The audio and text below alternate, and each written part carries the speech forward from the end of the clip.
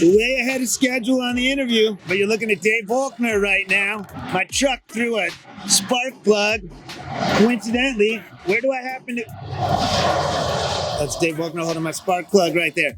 But on a nice coincidence, where are we right now, Dave? So we're in Santee, where I grew up, and I literally learned how to ride ramps straight across the street at that building that used to be somebody's house.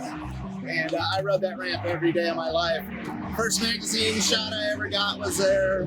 Pretty cool. And is this after you were just nailing that board to the telephone pole that I was reading about? Literally, yeah. You heard that story? I nailed a piece of wood up against a telephone pole, then another piece, and another piece, and another piece, and I had a 6-foot vertical ramp, and you had to stay in the middle. And what year did you come along? Because you're freestyle, right? Yeah. And freestyle, like you were part of the wave that took it off the track.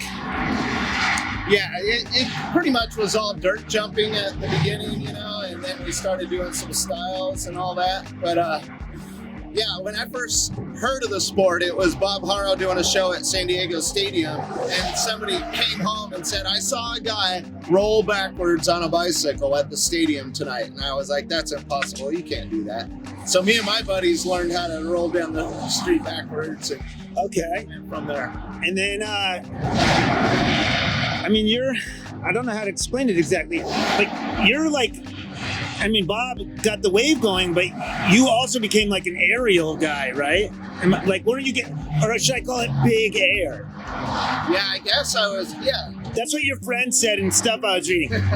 You were doing all the tricks like everybody else, but then they said you liked showing off, so you started just catching monster air all over the place. Is this correct? That was always the thing, though. When I was growing up, Evel Knievel was the hero.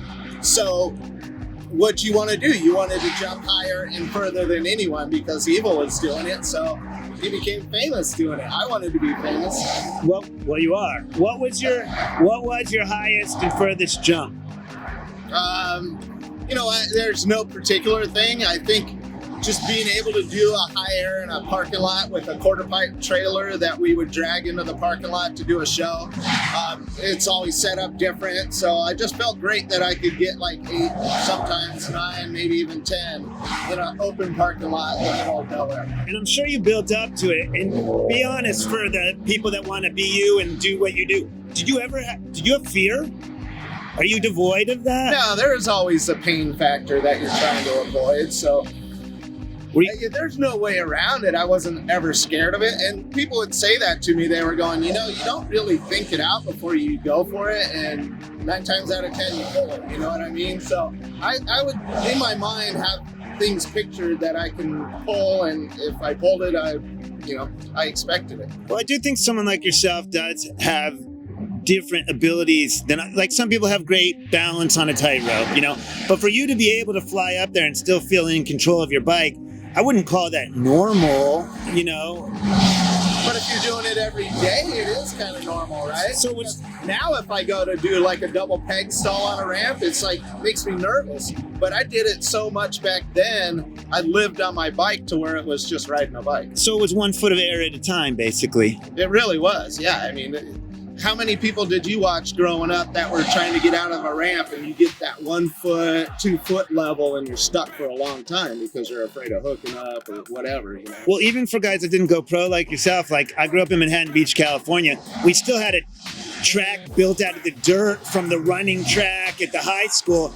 And there was those, you know, these guys that could fly further than everyone else. Oh, we're here. No trouble. All right, part 2 coming up.